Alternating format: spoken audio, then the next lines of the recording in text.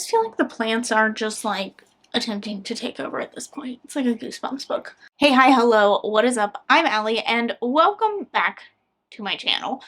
I have been talking about doing an unhaul series for I feel like a few years now, and I feel like the time to do it is just now. It's just now because I need to do it. I keep talking about doing it, and I currently am not really reading anything because I'm not giving myself any reason to read, I feel like. Originally, the way I was going to do this Unhaul Challenge series was that I was just going to go shelf by shelf and read things off of my shelf. But I want to make it more interesting than that. And I want to give myself some challenges to actually do and complete and make them a bit more fun. How this series is going to work is that I am going to pick a challenge out of the cauldron, and then I will choose between 5 to 10 books from my shelves to read from those. I'll have about a month to read them. I will vlog the experience. Anything that I don't get around to, I DNF, or I don't like, has to go. Because I own too many books at this point. They are taking over my life. It's fine. I do think I'm going to do a TBR just to hold myself accountable each month. I don't really do a lot of TBRs, but I figure that's what we'll do. I would love some more suggestions in the comments of different challenges that I can do. So some of them that I have right now are on one shelf. We have Can Only Be Arcs. We have Oldest on the Shelf, as well as from book boxes. So there are some different challenges and things that I have to find amongst the shelves, but to start off with, let's just pick a challenge. So I don't have very many in here. Again, I would love for you to give some more challenge suggestions, but let's see what the challenge is this time, and then I will go and pick the books. So, ooh. I want to make sure I'm picking something good. Oh, okay. Well, I feel like this makes the most sense to start off with. That is the oldest on my shelf. So these are the books that have been on my shelves the longest, which feels like a really great starting point to this. So I am going to go now, and we're going to pick 5 to 10 books from my shelves, and we're going to talk about those. Oh, fuck. I lost my challenge behind the cat box. Okay, the lighting is horrendous in here at this time of day. So you're just gonna have to bear with me while I decide on some books. I'm like, do I start over here?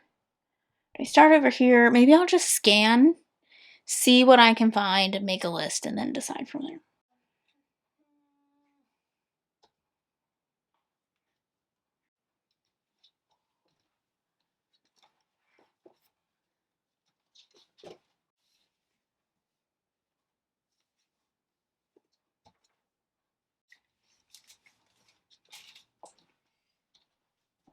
I have my TBR. I know that my camera cut out, so I'm so sorry for that. You didn't get to see the journey of me going for 20 minutes, so there's that. I have quite the mix here today.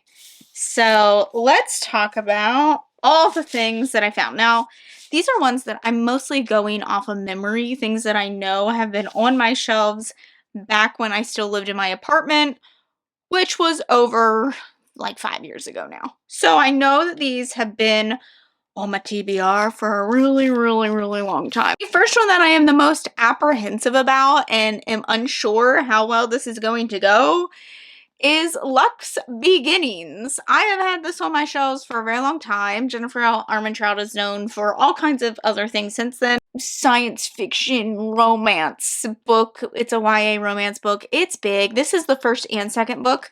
So I figure I'll get through, I think Obsidian is the first one, and then see how it's going. So these are really big on BookTube way back in the day, but basically this is there's an alien next door with his looming height and eerie green eyes. He's hot. He's arrogant, stab-worthy, but then a stranger texts me and he freezes time with a wave of his hands.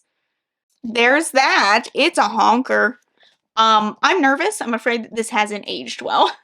Just a little nervous about that. Then we have Pride and Prejudice. I haven't read it yet. I haven't read it yet. So I figured I'd throw a classic in here. I feel like I'm probably going to love this. I might seek out a different copy. This is a beautiful edition. However, I'm not too sure if the formatting is all that great. It looks a little hard to read for me. Like, I don't know. Something about the spacing of it looks like it might be a little hard to read. But we'll see. I'm sure I can find like an ebook version so I don't have to buy a new copy because they do really love this edition. So we'll see about that. But this I don't know anything about. Other than that, like I've never seen movies, nothing. I feel like I've read some books that are probably inspired by this, but it's like countryside and it's kind of like Dislike to Love possibly, and it's a romance story. How have I made it this far? How do I have a whole ass English degree without knowing anything about this? I'm just really good at not spoiling myself for things. So yeah, this was another really popular book in the OG booktube days, and that's Bone Gap. Beautiful Rosa went missing. The people of Bone Gap weren't surprised, but Finn knows what really happened to Rosa. He knows she was kidnapped by a dangerous man whose face he cannot remember. We follow the stories of Finn, Rosa, and the people of Bone Gap to weave a tale in which the face the world sees is never the sum of who we are. That is not at all what I thought this book was about. I'm not gonna lie, for some reason I thought this book was about cancer. Anyway, it's been a while since I've seen anyone talk about this book, so let's bring it back. Bring it back, bring it back. We have a book I bought years and years ago because I loved the Mysteries of Pittsburgh. So when the author came out with Moonglow, I bought it immediately. I even had plans to go to a book signing. That didn't happen. I never read the book. I have a friend who asks me every single year, have I read this yet? Sure have not, but now's the time. Now is the time. This is basically the author, I think, took inspiration from his own grandfather, like on his deathbed, like telling the tale of his life. And it's about like war and romance and just adventures that he had gone on. So I'm pretty sure that's similar to the concept of this book as well. It is very large. I do think it's set like during World War II. This book came in some sort of subscription book box that I got way back in the day. And it is, I believe, self-published. Either that or it's indie published. I can't remember. I want to say it's self-published. But that is the Nirvana Threads. Now, this is a shorter pick.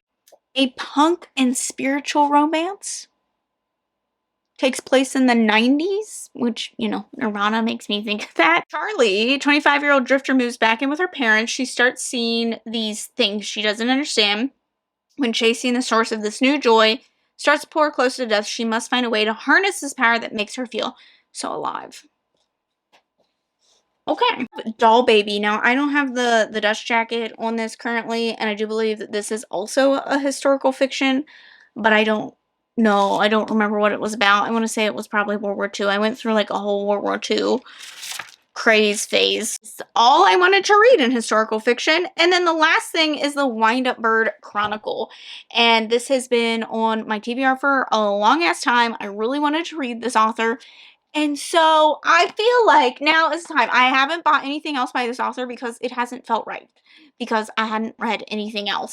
Not that that's ever stopped me before, but for some reason, because it is more literary fiction and it is going to take a lot more of my brain power. This is about, basically his wife goes in search of a missing cat, and then she also goes missing. And then there's like this other world beneath the city's surface about all kinds of buried secrets. Also World War II. What is so many World War II books? I was just on a thing, apparently. This is about, I believe, like a marriage, but it's also like detective-esque and trying to figure out where the cat and his wife have gone. So, what a TBR we got here. This is the first in my Unhaul Challenge, and we're gonna see how this goes. I don't know which one I'm gonna start with. Probably gonna look to see what audiobooks I can find because that's the majority of my reading currently. There's a lot of big fucking books here. Oh, sweet God, I did not think that one through, did I? Hopefully, I will see you in a month. Again, please feel free to leave challenges down below that you would like to see within this series. I feel like this is a fun way of doing a vlog, but with higher stakes. See you in a month! Well, I mean, I'll see you before then, but I'll see you for the conclusion of this particular challenge in a month. Okay, anyway, thank you so much for watching, and I will see you in the next one. Bye! That wasn't very good.